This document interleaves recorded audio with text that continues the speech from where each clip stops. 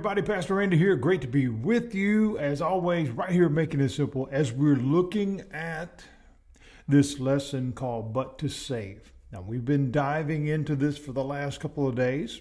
We're going to continue to do so because as we ended the show yesterday, what I said was getting this right. The weight of that is immeasurable. Why? Folks, we're dealing with eternity. That's not a comical matter. That's not a just whatever matter. That is the most serious thing that there is. We're dealing with eternity. Getting that wrong, it carries such a weight. It's hard to even find words for that. Why is that a passion? Is it just because I'm a pastor? Absolutely not. Absolutely not. In fact, it is that drives me to a greater passion because so many do get it wrong. I don't say that to be critical. And sometimes I realize I look back over some of the things that I say and I realize that maybe sometimes it does sound that way, that I'm critical of others, especially other pastors. I don't mean it that way.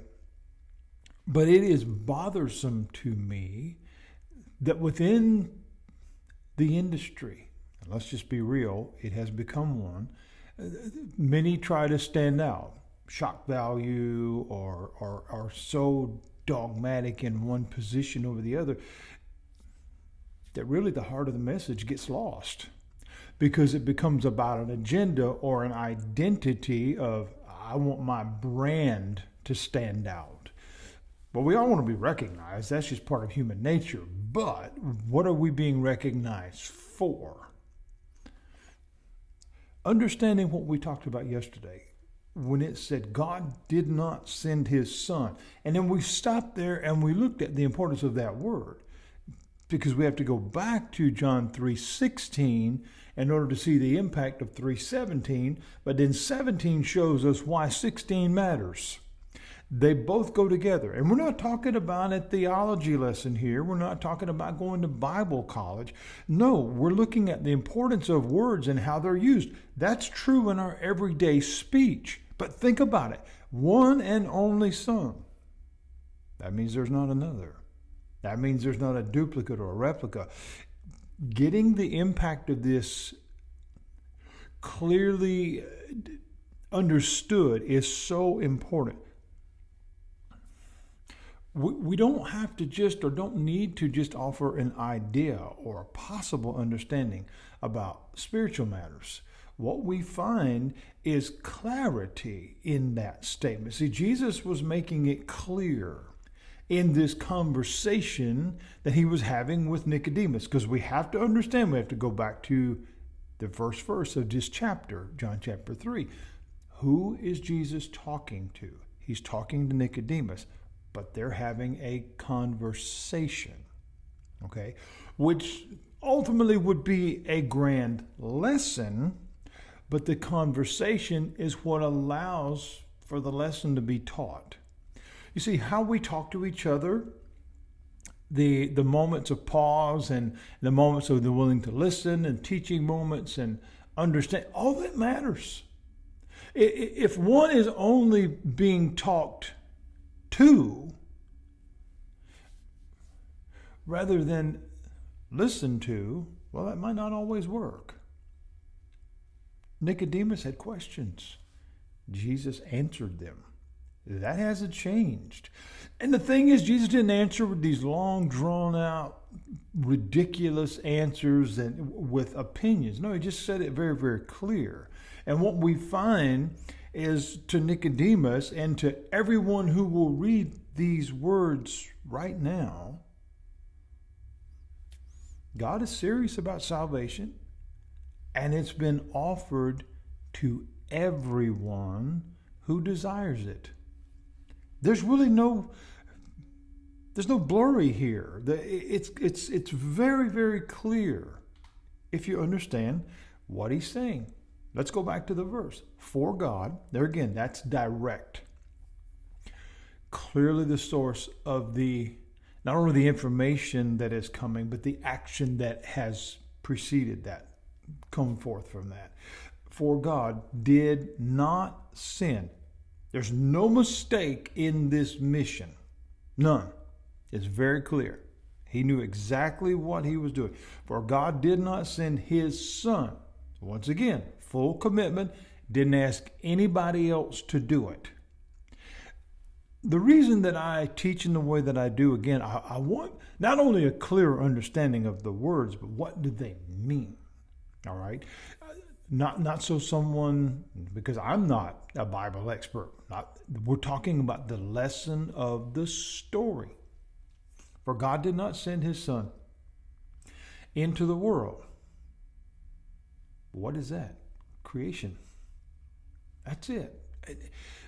We have so many different variations of understanding things. Some would even tell you that word, even including in John 3:16, that the world is only those that have been chosen. Well, that's not what it says, friends. Let's look at the simplicity. We complicate way too many things in this life.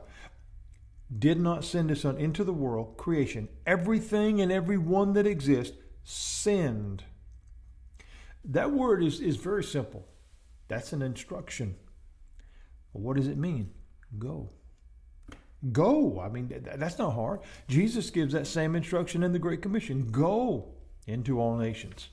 That's really not difficult. Here, Jesus, as he's sharing these words with Nicodemus, is making his mission extremely clear. God did not send his son into the world to condemn the world. But wait a minute, Pastor. I mean, I have a little conflict here because I'm hearing from all of these different sources all around, from world-renowned speakers to little independent churches with somebody screaming at everybody and everything kind of in between. I thought it was all about finger pointing and guilting and damning everybody and dooming everybody. But that's not what this says. Put yourself in Nicodemus' sandals for just a minute. He's sitting on the edge of his seat. This is a very wise person that has been instructed and has all this great counsel and all this great instructional wisdom that has been departed and given unto him. And here Jesus is telling him something completely different. I'm all ears. Tell me more.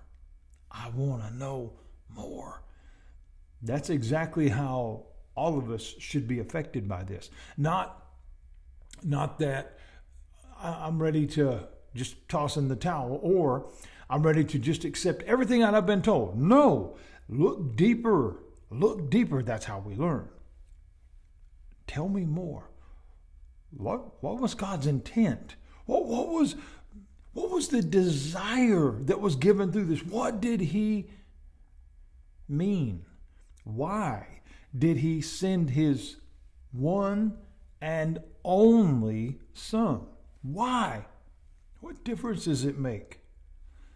For God did not send his son into the world to condemn the world, but the placement of that word is so important because there it tells us there's another reason. What is it? If it wasn't to condemn, what was it? Jesus says, not to condemn the world, but to save the world. What? Because the word save, we oftentimes hear that in church phraseology. I'm saved, or you need to get saved. Well, what does it mean? What does it mean? Because so many people get confused by that. Because it just becomes a church cliche. It's never talked about in the way. What does it mean? But to save. That word simply means rescue from danger, provide help, offer safety. But to save the world. John 3:16 says God so loves the world Well, wait a minute here. How are they? Loves the world, saves the world. I think we're starting to see a pattern here, because if we love something or someone, what do we want to do? We want to take care of them. And if we see danger or harm, we want to help. So God loves the world. Well, it makes sense that he'd want to save it, right? We'll talk more about that tomorrow, because I hope I got you thinking right now. That's the main point of this lesson, friends. God bless you. I hope you have a great rest of the day.